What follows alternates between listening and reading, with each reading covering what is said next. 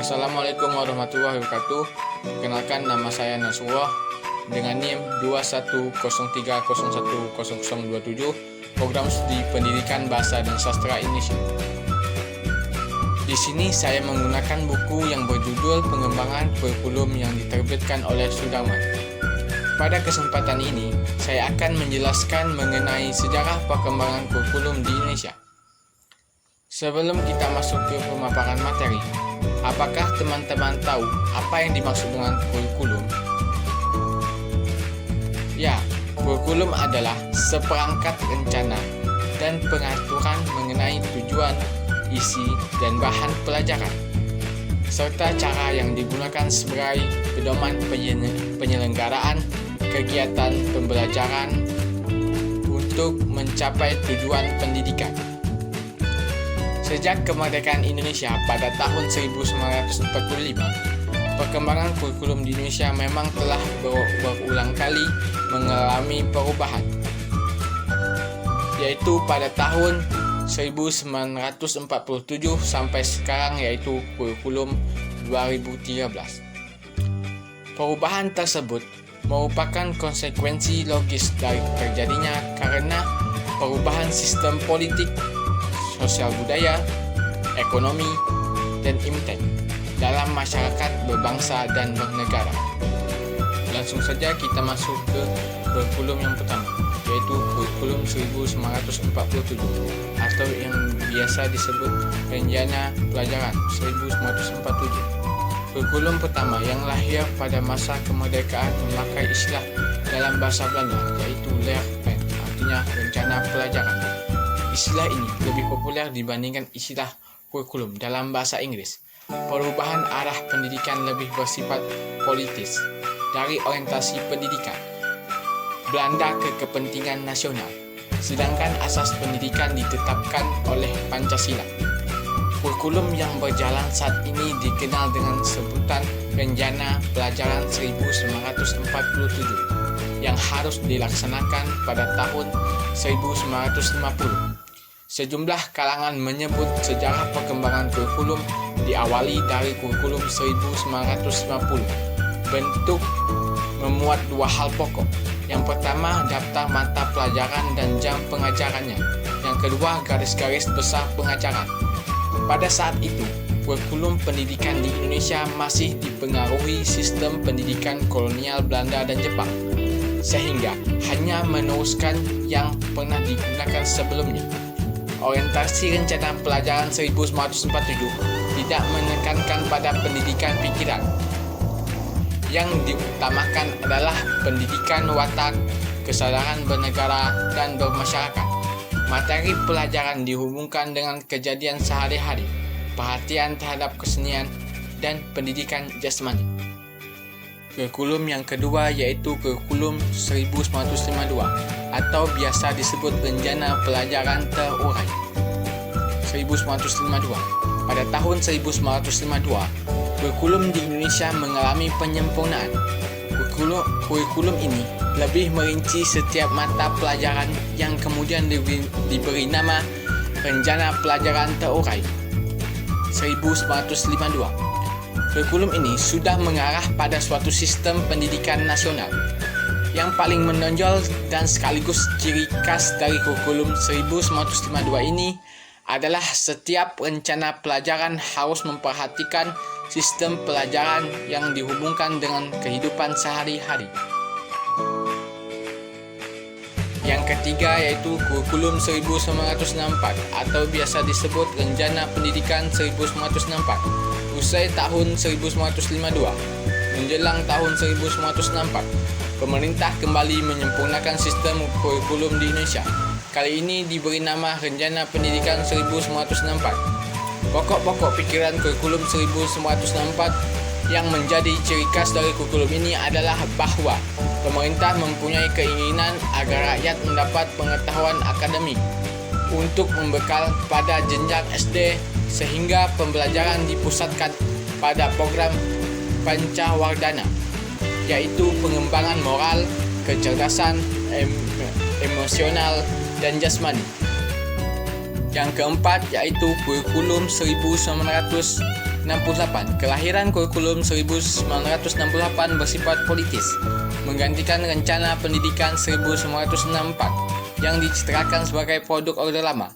Dari segi tujuan pendidikan, kurikulum 1968 bertujuan bahwa pendidikan ditekankan pada upaya untuk membentuk manusia Pancasila sejati, kuat, dan sehat jasmani, mempertinggi kecerdasan dan keterampilan jasmani, moral, budi pekerti, dan keyakinan beragama.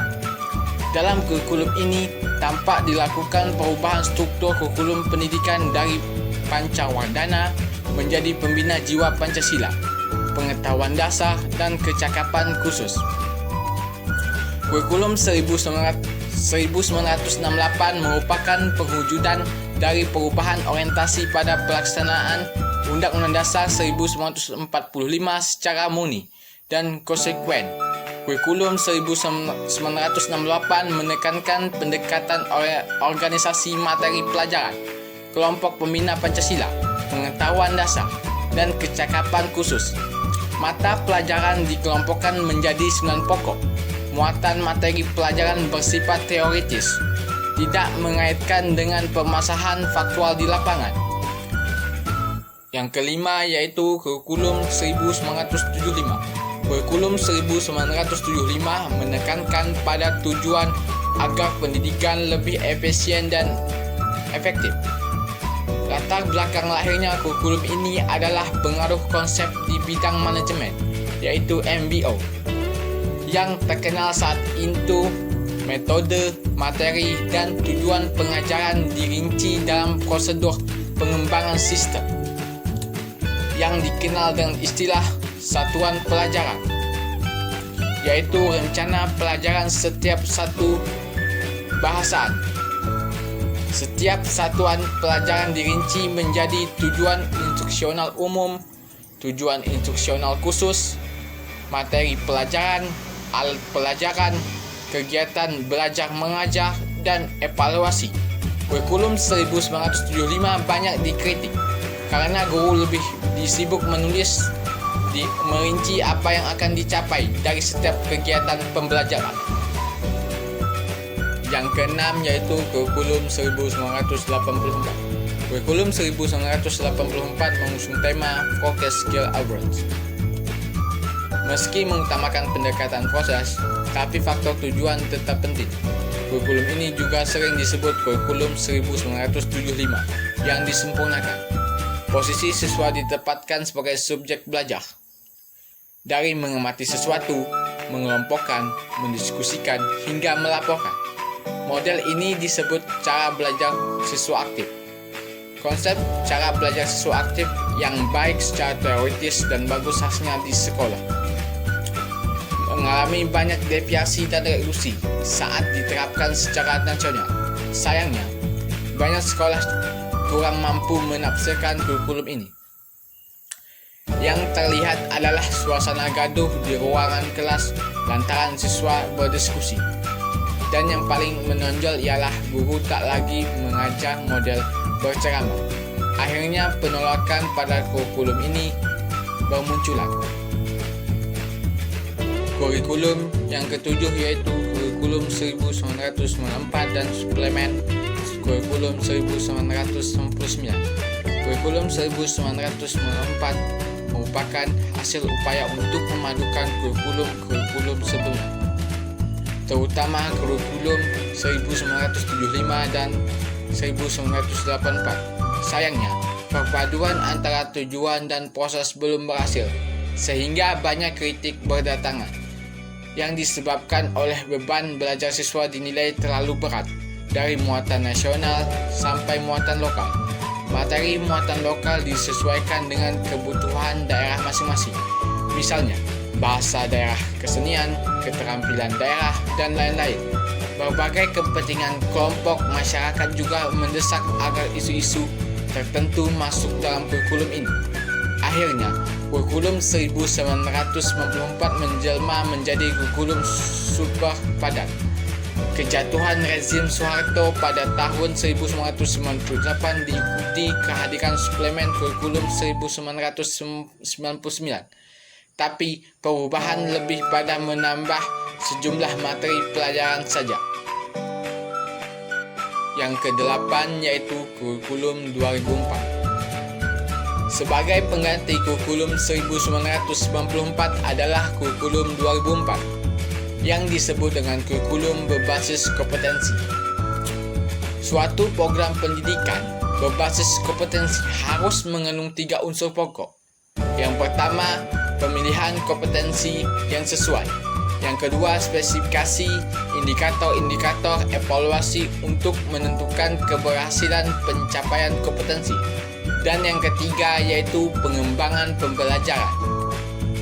Adapun ciri-ciri dari kurikulum ini, yang pertama menekankan pada ketercapaian kompetensi siswa baik secara individu maupun klasikal. Yang kedua, berorientasi pada hasil belajar. Dan yang ketiga, keberagaman. Kegiatan pembelajaran menggunakan pendekatan dan metode bervariasi. Sumber belajar bukan hanya dari guru, tetapi juga sumber belajar lainnya yang memenuhi unsur edukasi. Penilaian menekankan pada proses dan hasil belajar dalam upaya penguasaan atau pencapaian suatu kompetensi. Struktur kompetensi dasar pada kurikulum ini dirinci dalam komponen aspek kelas dan semester. Yang ke-9 yaitu kurikulum 2006 atau biasa disebut KTSP. Pelaksanaan kurikulum ini masih dalam uji terbatas. Namun, pada awal tahun 2006, uji terbatas tersebut dihentikan. Dan selanjutnya dengan terbitnya Peraturan Menteri tahun 2006 tentang standar kelulusan, maka lahirlah kurikulum 2006 yang pada dasarnya sama dengan kurikulum 2004 juga. Perbedaan yang menonjol terletak pada kewenangan dalam penyusunannya, yaitu mengacu pada jiwa dari desentralisasi sistem pendidikan. Pada kurikulum 2006, pemerintah pusat menetapkan standar kompetensi dan kompetensi dasar. Sedangkan sekolah dalam hal ini guru dituntut untuk mampu mengembangkan dalam bentuk silabus dan penilaian sesuai dengan kondisi sekolah dan daerahnya. Hasil pengembangan dari semua mata pelajaran dihimpun menjadi sebuah perangkat yang dinamakan kurikulum tingkat satuan pendidikan atau KTSP. Penyusunan KTSP menjadi tanggung jawab sekolah di bawah binaan dan pemantauan Dinas Pendidikan Daerah dan Wilayah setempat. Yang ke-10 yaitu kurikulum 2013. Pemerintah melakukan pemetaan kurikulum berbasis kompetensi yang pernah diuji cobakan pada tahun 2004. Kompetensi dijadikan acuan dalam pedoman bagi pelaksanaan pendidikan untuk mengembangkan berbagai ranah pendidikan, baik dari segi pengetahuan, keterampilan, dan sikap dalam seluruh jenjang dan jalur pendidikan, khususnya pada jalur pendidikan sekolah.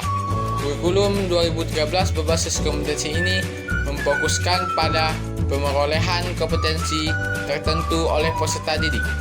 Oleh karena itu, kurikulum ini mencakup sejumlah kompetensi dan seperangkap tujuan pembelajaran yang dinyatakan sedemikian rupa, sehingga pencapaian dapat diamati dalam bentuk perilaku dan keterampilan peserta didik sebagai suatu kriteria keberhasilan.